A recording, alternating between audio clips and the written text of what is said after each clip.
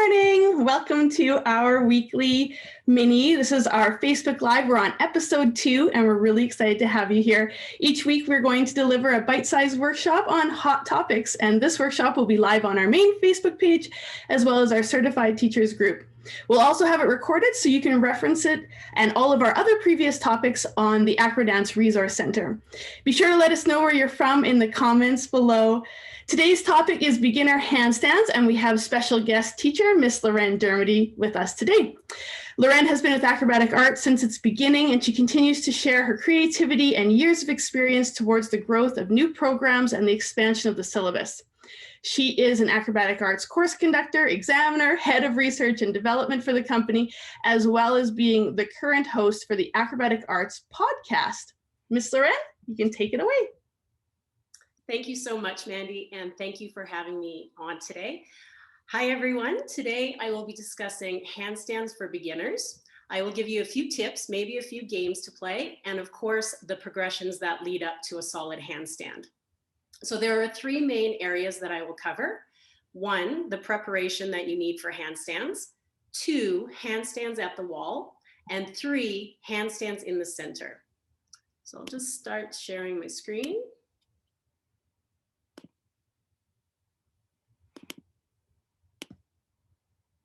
All right, so before you start handstands with any beginner of any age, doesn't matter what age they are, you want to make sure that they are strong enough to support themselves upside down, as well as flexible enough in the shoulders and the wrists and even the legs.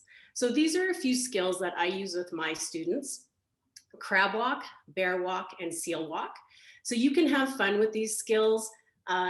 If they're young enough, you could actually have them pretend to be the animal. So you would pretend to be a bear, ask them what their bear's name is, what color it is, how it moves down the mat, anything to keep them upside down and on their hands and feet as long as you can. Now, you can also use these in your relay races. If you do relay races at the beginning of your class for warm-up, these are perfect skills to use in your relay races, and they're getting the body conditioning that they'll need. When you're practicing these skills, start to think about the technique that they'll need for their handstands. So keep the hands and feet in the parallel position, and that will help. A few stationary skills that I use: downward dog. So you can see in downward dog, we're working on the upper body strength. We're also increasing the flexibility of the spine, as well as the hamstrings and the calves. So downward dog is a really nice one. If you add sort of some rocks forward and back, then you can see that they're almost shifting into that handstand position. We also have tabletop. Tabletop is great for overall strength. It also works the flexibility of the shoulders and the wrists. So again, tabletop's a good one. Have them hold it as long as they can every class with the hips up high.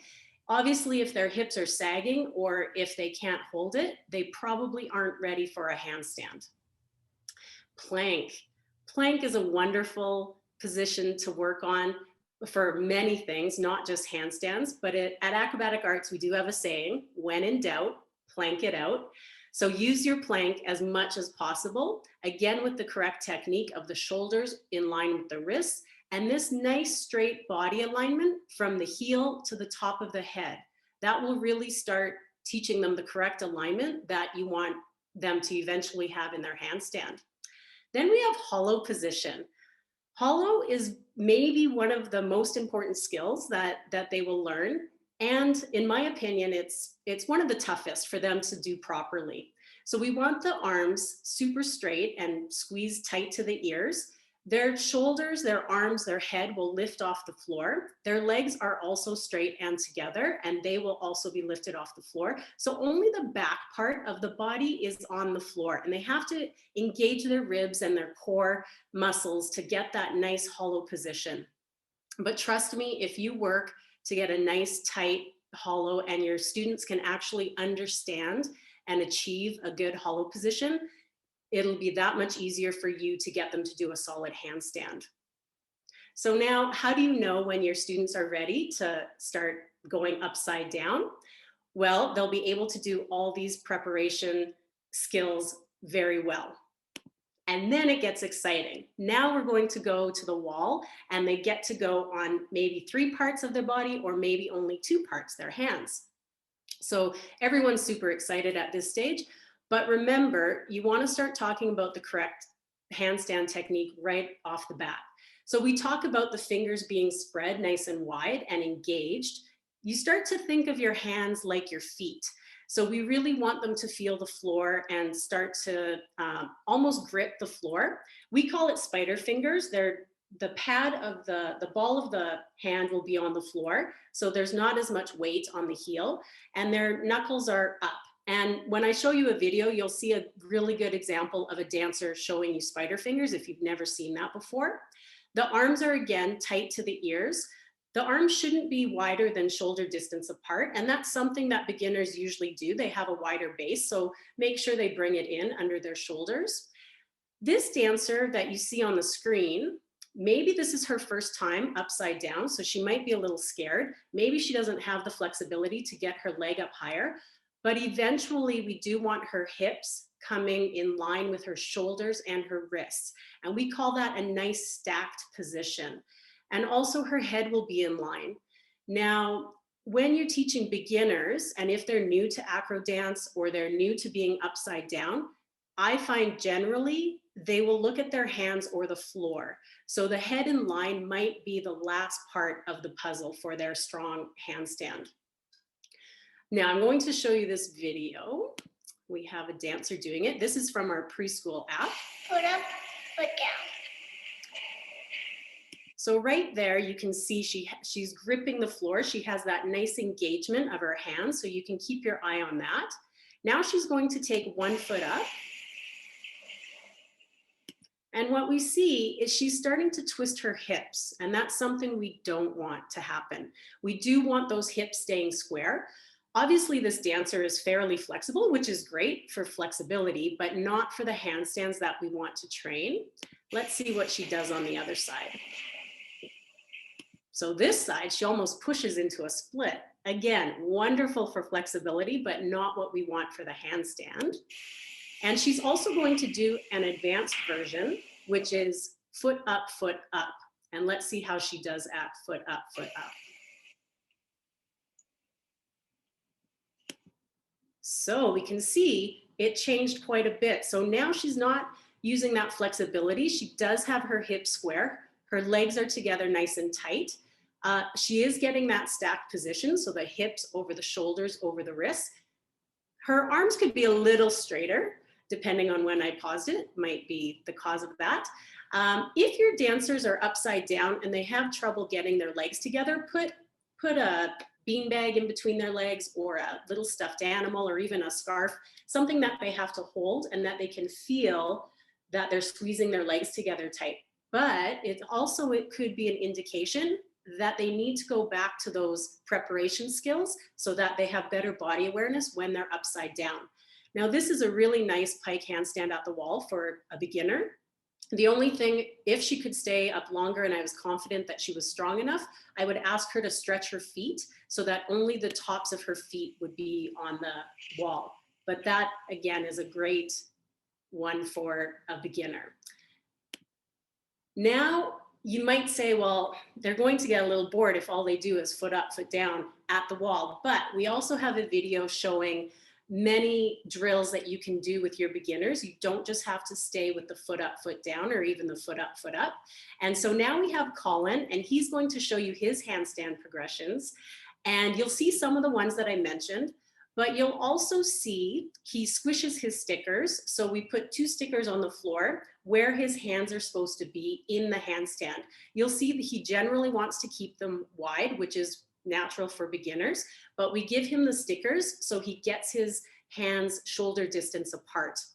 He'll also play a game called Good Handstand, Bad Handstand, and I'll let him show you that.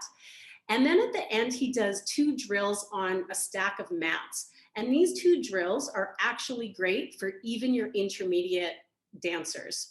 All right, so I'll play you Colin's video. I'm Colin, and I am 5 years old, and these are my handstands.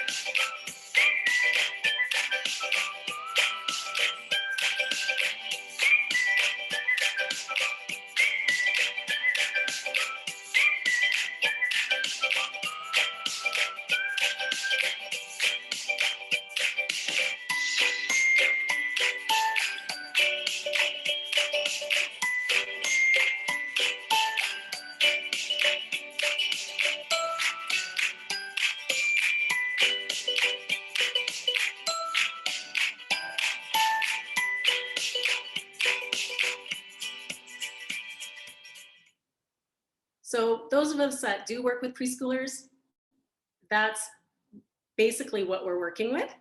If they work a little bit harder at home, you'll see better technique developing right away. But really, in reality, the way that they're going to get better is to stay upside down as much as possible. So how do you know when they're ready to take it off the wall and go into the center, which is even more exciting? Well, they are going to have solid pike handstand at the wall. So if you look at this pike handstand, we call it a pike handstand not because it's in a 90-degree pike position, but there's a pike at the hips. So the legs are actually on a diagonal. The wall would be right here. The tops of her feet are on the wall, and you can see she has this beautiful stacked position from her hips to her shoulders to her wrists, and her head's in line. So if your dancers are starting to look this strong in their pike handstand at the wall, they can start to do straight handstand at the wall, and you can start moving them into the center. Once we're in the center, we start with an L handstand. Now, we always want your dancer to start with a nice beginning and a nice ending position with correct posture. So teach them that right away. They're going to transfer their weight into their hands. They're going to kick up one leg and then the other.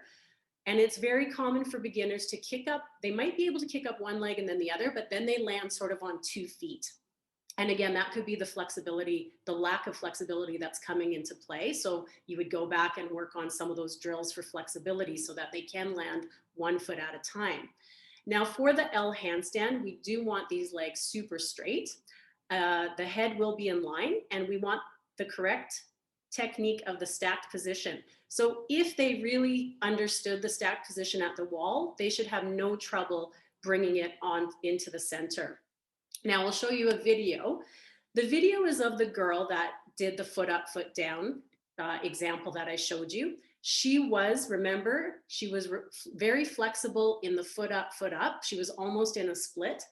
But when she did the foot up, the harder version, she actually did have a nice, stable, solid handstand. So let's see what her L handstand looks like. L handstand.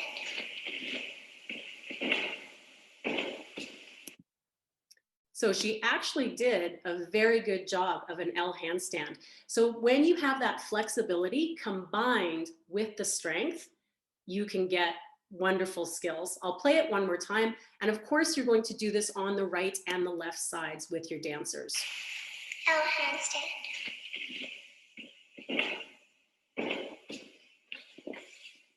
And you can see she's trying to work on the good beginning and ending positions as well. Now, a game that I like to play with L handstand, I'll say to the room, who can tell me a food that starts with L? And if they can, maybe lemon, lime, loaf of bread, they get to do their 5 L handstands on the right and the 5 on their left. If they can't come up with a word, then they're going to have to do their 5 L handstands on the right and left, and maybe 10 burpees or 10 tuck jumps, whatever you think they need to work on. And then if they get really good at the L's, they can tell you a name that starts with L, or something at school with L, a color with L. Then you can move on to H, A, N, D. You can keep doing all the letters. So that's a fun game that I like to play. Now, after L handstand, we have something called pre-handstand. So pre-handstand, they lift up their first leg exactly like L handstand, but the second leg is going to come into the first leg. So now they're really getting a little more weight on their whole body. So again, that's why we really have to make sure that they are strong enough to support themselves. So I'll show you the video. She's going to squeeze her legs and end up in a 5th position. She doesn't have to get her leg right to 12 o'clock. It can be at 10 or 11. Around that area. So you can see how solid she is, and she will do both sides, right and left. All right, so that's the pre-handstand. Once they get nice and solid at that, we move on to the straight handstand. And this is sort of what we've been building up with all the preparation and the handstands at the wall. Now we're in the center doing a straight handstand. We take that leg up. We do want it vertical now so that everything's stacked. The second leg will come up nice and straight, and be right beside the first leg. So you can see she's bringing that second leg right up and beside, and that's the straight handstand. So teachers, that is all that I have for beginner handstands. There's much more skills that you can do. Check out our Facebook page. We always have lots of drills and skills. Our YouTube channel is great if you need more for your class. I do have a quote for you today that I saw, and I thought it was perfect for handstands and perfect for sort of the time that we're living in. And it goes, if you feel like you've got the world on your shoulders, do a handstand and have the world at your feet. So thank you very much. I hope you can take away a little bit from this presentation, and thanks for watching and have a great day. Thanks, Miss Loren. That was amazing. Great material. I'm excited to take it back to my